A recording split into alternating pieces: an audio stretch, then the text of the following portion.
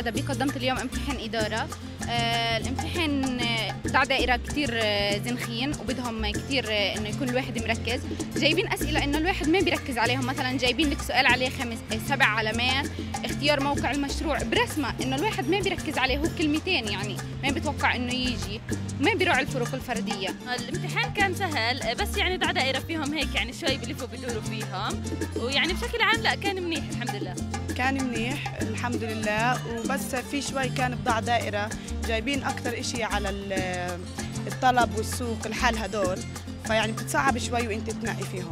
الدائرة كانوا كثير صعبين يعني ودقيقين، وانه الامتحان بس مدته ساعتين، يعني انه ما في انه نحل جميع وقت لنحل كل الاسئله، وانه خلص الوقت ما اعطونا وقت اضافي انه نكمل. يعني اسئله الانشائي كمان انه يعني جايبين اصعب اسئله من الكتاب، انه الامتحان ما بيراعي الفروق الفرديه بين الطلبه. كان الامتحان منيح اليوم، مش سهل كثير ومش صعب كثير.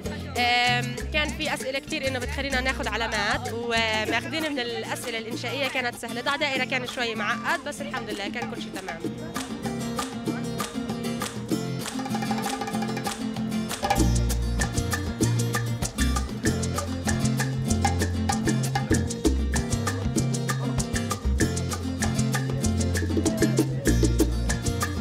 علمي قدمت اليوم احياء ومنيح اليوم الامتحان كان. في اسئله يعني شوي كانت صعبه، حسيت انهم بدهم يحافظوا على المستوى اللي هم فيه، ما بدهم نجاح كثير ولا بدهم رسوب كثير، يعني كان امتحان وسط.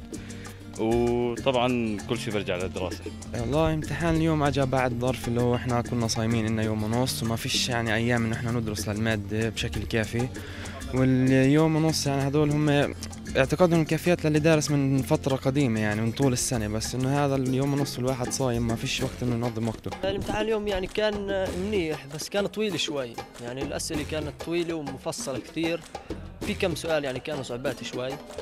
دارة كانوا سهلات من الكتاب، بس يعني بالإجمال الامتحان متوسط مستوى مش صعب، وإن شاء الله خير في الامتحانات الجاية.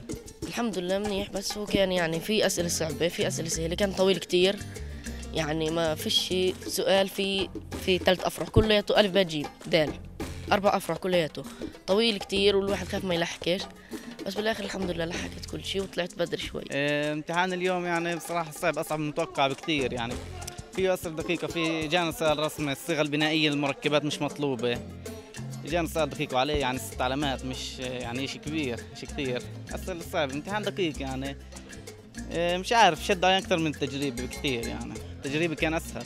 كان صعب وأسئلة مش مباشرة كثير، التجريبي جاء أسهل.